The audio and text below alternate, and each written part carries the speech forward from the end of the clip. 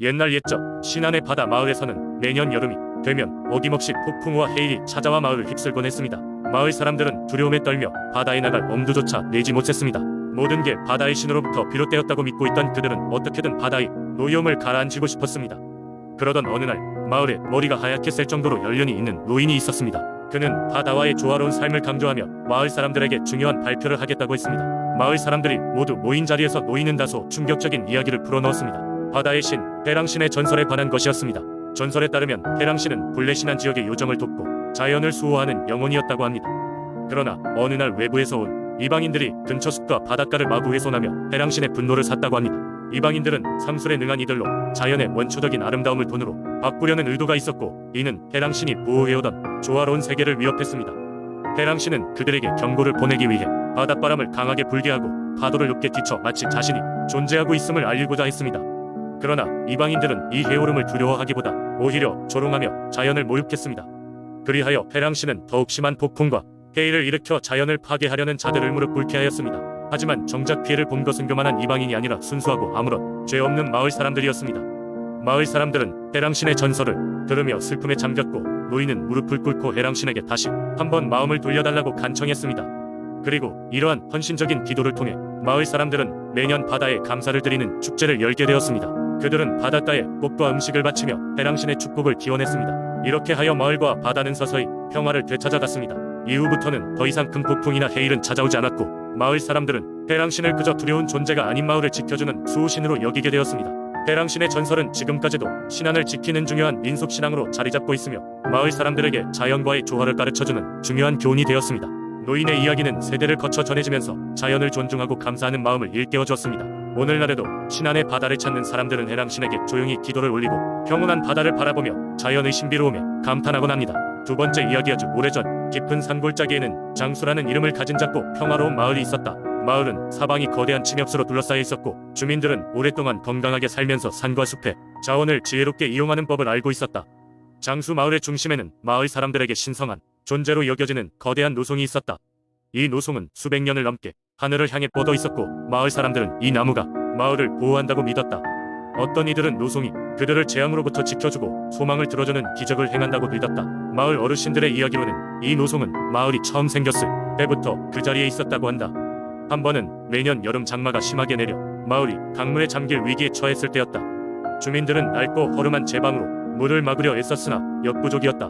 그때 밤중에 갑작스레 노송으로부터 신비로운 빛나는 구름이 피어오르더니 물길을 뒤돌려 놓아 마을을 구했다는 전설이 전해진다.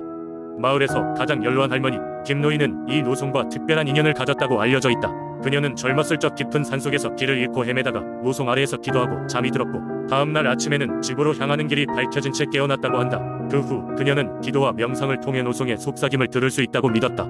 그녀는 노송으로부터 들었다는 예언을 주민들과 나누었고, 마을 사람들은 항상 예언을 경청하며 대비하곤 했다. 시간이 흐르며 노송 주위를 더 많은 나무가 둘러싸게 되었고, 마을은 이로 인해 더욱 평온해졌다.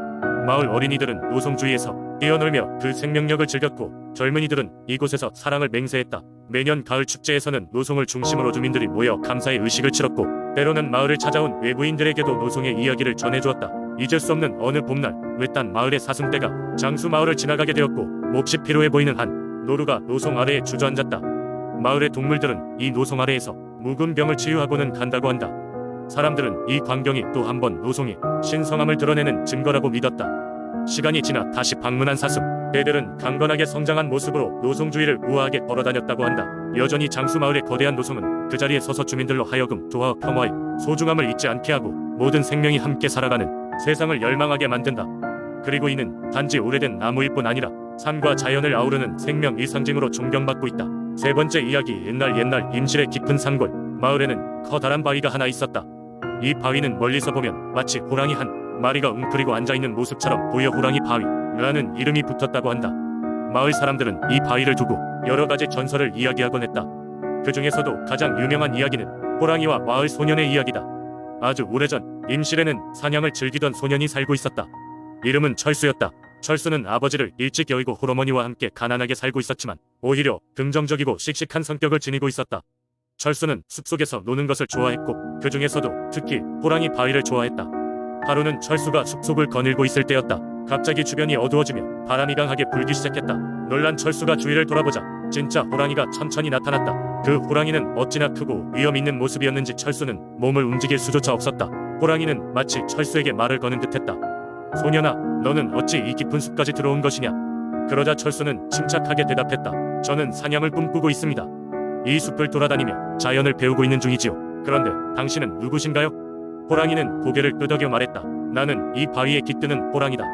예로부터 이 마을을 지키며 조용히 살고 있었지. 그러나 요즘 산에 사는 동물들이 줄어들고 있어 걱정이다. 너처럼 사냥을 즐기는 청년들이 많아지고 있어서 말이다. 철수는 호랑이의 말에 깊이 생각했다. 그는 자신이 사랑하는 자연을 지키는 것도 중요하다는 것을 깨달았다. 그래서 철수는 이후 마을 사람들에게 숲을 보호하고 가꿔야 한다고 설득하기 시작했다. 사람들은 처음에는 잠잡고 듣고 있었지만 차츰차츰 철수의 말에 귀를 기울이게 되었다. 마을은 공동으로 숲을 관리하기 시작했고 자연은 다시 풍부해졌다. 세월이 지나고 철수는 마을에서도 유명한 현자로 불리게 되었다. 그와 함께 마을 곳곳에 전해지던 호랑이 바위의 전설도 더 널리 퍼지게 되었다. 사람들은 호랑이 바위를 보며 주위 자연을 다시금 생각하게 되었고 지혜롭고 용기 있는 철수의 이야기를 전설 속에 간직했다. 오늘날 임실의 호랑이 바위는 예전보다 더 큰 의미를 지니며 사람들에게 자연의 중요성과 보호의 필요성을 일깨워주는 역할을 하고 있다. 바라보기만 해도 마음이 차분해지는 그곳에서 사람들은 옛날 옛적 철수와 호랑이의 만남을 떠올리는 것이다. 네 번째 이야기. 옛날 옛적. 지금의 포항 근처 영일만 지역에는 작은 어촌 마을이 있었다. 이곳 사람들은 바다와 함께 나고 자라며 매일같이 푸른 바다로 나가 생계를 이어가곤 했다. 마을 사람들은 바다를 깊이 존중하고 그 속에 깃든 신령들을 경외하며 살아갔다. 어느 날 마을에는 심각한 문제가 닥쳤다. 바다로 나가던 어부들이 하나둘씩 돌아오지 않는 일이 발생한 것이다. 많은 마을 사람들이 걱정에 빠져 있었지만 그 이유를 알 길이 없었다. 그 녀석들의 행방불명은 마치 미스터리처럼 풀리지 않았고 마을에는 공포와 불안이 퍼져갔다. 그 무렵 마을에는 용감하기로 소문난 청년 어부 김희수라는 사람이 있었다. 그는 가족을 지키기 위해서이고 마을 사람들을 안심시키기 위해서라도 바다에 나가 문제를 해결하고자 마음먹었다. 마을의 장로들에게 출항하기 위한 허락을 받고 그는 오직 몇 명의 동료들과 함께 배에 올라 그 신비한 사건의 진실을 찾으러 나섰다. 바다로 나아간 지 이틀째가 되던 밤 그들은 드디어 그 수수께끼의 정체를 알게 되었다. 그것은 바로 영일만의 깊숙한 곳에 자리 잡고 있다는 바다의 여신이었다. 그녀는 인간들이 자신에게 바치는 제물을 중단하자 분노하여 어부들을 바다로 끌어들여 사라지게 했던 것이다. 과거 마을 사람들은 해마다 풍어제를 지내며 바다의 여신에게 감사를 표했지만 최근 몇 년 동안 사람들은 그런 전통을 잊고 지내왔다. 김희수는 여신 앞에 나아가 무릎을 꿇고 말했다. 오, 위대한 여신님, 저희의 잘못을 용서해 주십시오.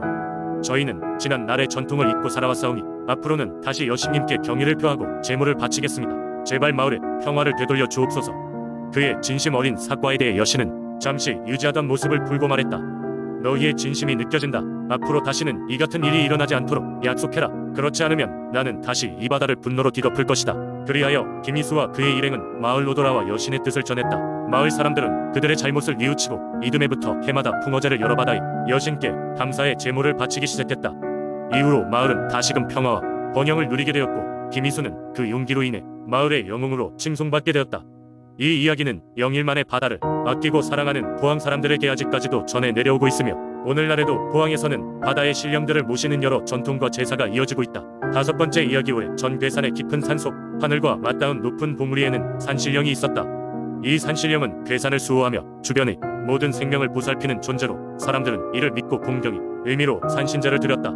해마다 음력 정월이 되면 마을 사람들은 산 속 깊은 곳에 있는 신령탑에 모여 산신령에게 제물을 바치고 풍요와 안녕을 기원했다. 그런데 어느 날 괴산 지역에 극심한 가뭄이 찾아왔다. 하늘은 구름 한 점 없이 맑았고 강과 개울은 점차 바닥을 드러내기 시작했다. 이에 마을 원로들은 모여 의논을 했고 결국 산신령에게 비를 내려 달라는 기도를 드리기로 결심했다. 마을 사람들은 다시 신령탑으로 모였고 산신제를 열어 비를 간구했다. 산신령은 사람들의 간절한 기도를 들었고 이 문제를 해결하기 위해 용왕을 찾아가기로 결정했다. 용왕은 바다를 주관하는 신이자 비를 내리는 책임을 지닌 존재였다. 산신령은 먼 길을 떠나 용왕을 만나러 갔고 용왕 궁전에 도착할 때까지 많은 시련을 겪었다.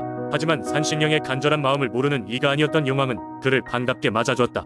산신령은 용왕에게 괴산의 상황을 설명하며 비가 내려 마을 사람들이 지긋지긋한 가뭄에서 벗어나도록 도와달라고 요청했다. 용왕은 산신령의 진심 어린 부탁을 듣고 깊이 고민하다가 하루 동안 지속될 비를 내려주기로 약속했다. 산신령은 약속에 감사하며 다시 먼 길을 돌아 괴산으로 향했다. 며칠 후 텅 비었던 하늘에 거대한 구름이 몰려들며 마침내 비가 내리기 시작했다. 폭우가 하루 종일 이어지며 마르던 강과 개울은 다시 물을 가득 채웠고 메말랐던 논밭은 어느새 푸르게 피어났다. 마을 사람들은 이 모든 것이 산신령과 용왕 덕분이라 믿으며 감사의 뜻을 담아 더욱 정성스런 산신제를 올렸다. 이렇게 괴산에는 대대로 산신령과 용왕에 대한 이야기가 전해졌고 사람들은 자연의 힘을 소중히 여기며 신성한 존재들에 대한 신앙을 지켜왔다. 지금도 괴산에서는 매년 음력 정월이 되면 산신제를 올리고 산과 물에 깃든 신령들에게 감사의 뜻을 전하며 그들의 가호를 간절히 기원한다.